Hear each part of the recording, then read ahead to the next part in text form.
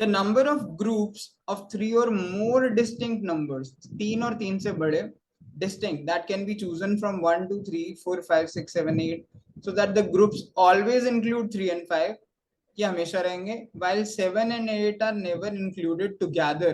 7 8 कभी भी साथ में नहीं आएंगे. ये एक्चुअली परमुटेशन कॉम्बिनेशन से क्वेश्चन है. You can call this a medium level question, क्योंकि इसमें काउंट करना पड़ता है. That is the only thing. वरना इसमें कोई इतना मुश्किल भी नहीं है, बट काउंटिंग की वजह से क्वेश्चन थोड़ा मीडियम लेवल हो जाता है. तो लेट स्टार्ट. हमें 3 या 3 से बड़ा नंबर चाहिए. तो पहले 3 डिजिट नंबर देखते हैं. ठीक है, फिर 4 डिजिट देखेंगे, फिर 5, फिर 6, फिर 7, फिर 8, क्योंकि हमारे पास डिजिट तो 8 ही है. 1 2 3 4 5 6 7 8. ओके, सो पहले हम 3 डिजिट नंबर स्टार्ट करते हैं. 3 डिजिट नंबर कैसा होगा? ऐसे. इसमें 3 और 5 तो हमेशा फिक्स्ड ही रहेंगे, because we have to include it always. तो इस केस में थर्ड जो डिजिट नंबर है वो, अब मैं ये 3 और 5 यहाँ से हटा देता हूँ, बिकॉज ये हमारे हमेशा इंक्लूडेड रहेंगे. तो 1 2 यहाँ पे कहीं लिख देता हूँ, 1 2 4 6 7 8, ये हमारे पास 6 नंबर्स हैं. इन 6 नंबर में से कोई भी नंबर यहाँ आ सकता है, क्योंकि 7 आएगा तो 8 नहीं आएगा, 8 आएगा तो 7 नहीं आएगा. इसका मतलब है इस केस में हम 6 नंबर्स ऐसे बना सकते हैं 3 डिजिट के, जिसमें 3 और 5 will always be included, but 6 7 and 8 they will never be included together. तो ये 6 केस हो गए. अब 4 डिजिट नंबर की बात करते हैं. 4 डिजिट में भी 3 और 5 हमेशा रहेगा. अब ये 2 नंबर बचे. इन 2 नंबर्स को सिलेक्ट करना है इन 6 नंबर्स में से. अब इसका सिंपल तरीका होता है, 6 में से अगर 2 सिलेक्ट करने हैं तो 6C2. लेकिन अब 6C2 में माइनस हमें वो केसेस करने हैं जब इसमें एक केस ऐसा होगा जिसमें 7 और 8 एक साथ आ जाएंगे. 7 आ जाएगा और 8 आ जाएगा. So we need to minus that number. एक जो केस है वो वाला जिसमें 7 और 8 इकट्ठे आ जाएंगे, वो हमें माइनस करना पड़ेगा, हमें सब्ट्रैक्ट करना पड़ेगा. So we can get 6C2 minus 1. अब 6C2 क्या होता है? ये होता है 6 factorial upon 6 minus 2 factorial into 2 factorial minus 1, that will be equal to. अब ये आपको फैक्टोरियल सॉल्व करने आने चाहिए. This can be written as 6 factorial can be written as 6 into 5 into 4 factorial divided by 4 factorial into 2 factorial.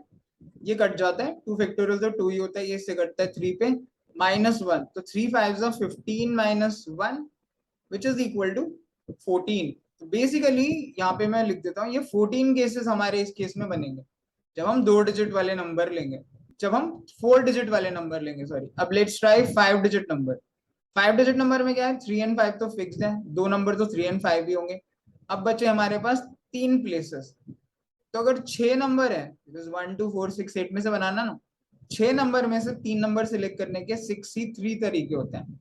अब 6C3 minus, अब point क्या है कि 7 और 8 जब ये आएंगे, मान लो 7 आ गया एक जगह पे, 8 आ गया.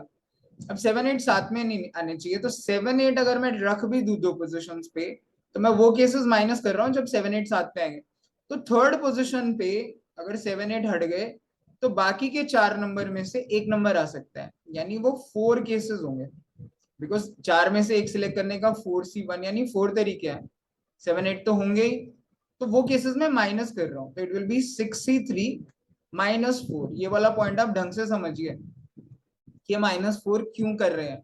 -4 उन केसेस के लिए कर रहे हैं जिनमें, बिकॉज ये जो हमारा 6C3 आया है, ये बेसिकली क्या है? 6 factorial upon 3 factorial into 3 factorial, right, -4. ये जो केसेस बन रहे हैं ना 6C3, इसमें कुछ केसेस ऐसे होंगे जिसमें 7 और 8 साथ में आएगा. एंड हमारी कंडीशन कह रही है कि 7 8 साथ में नहीं आना चाहिए, it should never be included together. तो 7 8 अगर मैं साथ में रखूं तो एक नंबर की जगह और खाली है, तो वो एक नंबर इन बाकी के 4 नंबर्स में से होगा. और इन 4 में से कोई भी हो सकता है, 1 भी हो सकता है, 2B 4B 6B. तो 4C1 तरीके से आप इस पोजीशन को भर सकते हो, यानी 4 ऐसे केसेस होंगे.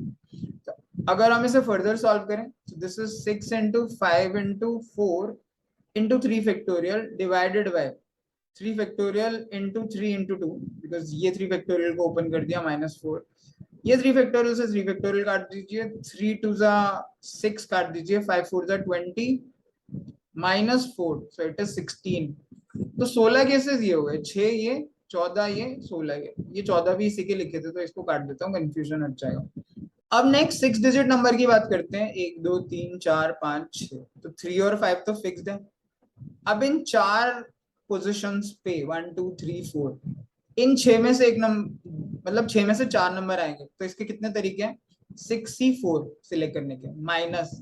लेकिन अब वो केसेस हटाइए जैसे जिसमें 7 8 साथ में होगा, 2 पोजिशन पे 7 8 होगा, बाकी 2 पे ये जो 4 नंबर है उनमें से 2 नंबर आएंगे, यानी -4C2, दैट्स इट। अब 64 क्या होता है? 6 × 5 × 4 फैक्टोरियल अपॉन 4 × 2 फैक्टोरियल। तो 4 फैक्टोरियल से 4 फैक्टोरियल कैंसिल हो गया, ये 2 से काटा 3, तो 3 5 15 माइनस 4C2 क्या होता है? 4 × 3 × 2 फैक्टोरियल। हालांकि आप इसे और ज्यादा फास्ट कर सकते हो, इंटू 2 फैक्टोरियल अपॉन 2 फैक्टोरियल। 2 से 2 कट गया, ये 2 से 2 कटा, 3 to the 6, तो ये हुआ 15 - 6 विच इज 9। तो 9 ऐसे केसेस बनेंगे 6 डिजिट वाले जो नंबर होंगे।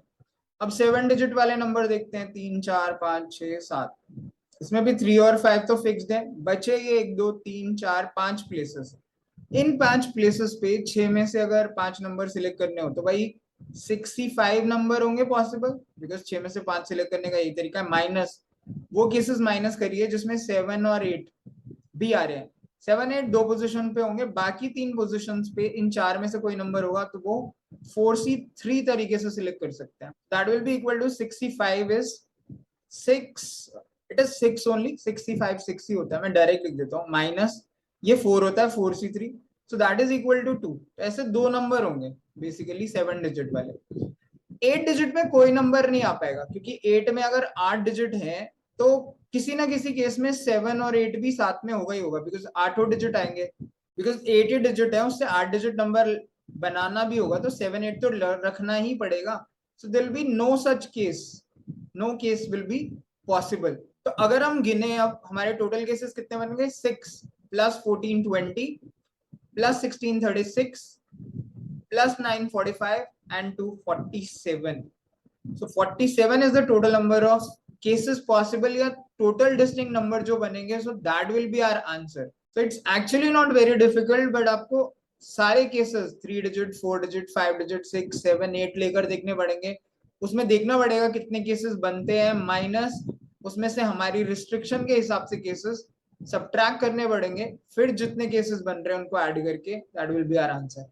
You can say it's a medium level question, but अगर आपने परमुटेशन कॉम्बिनेशन किया है, प्रोबेबिलिटी वगैरह, क्योंकि काफी स्टूडेंट्स इस चैप्टर को छोड़ के जाते हैं, देन अगर आपने किया है तो आपके लिए क्वेश्चन इतना डिफिकल्ट नहीं है।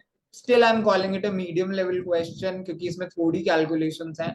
It takes a bit of time to count these कि कितने टोटल नंबर बनेंगे, बट फिर भी आप इस वीडियो को 2 3 बार देख के इस क्वेश्चन को एक्चुअल एग्जाम में सॉल्व कर सकते हो।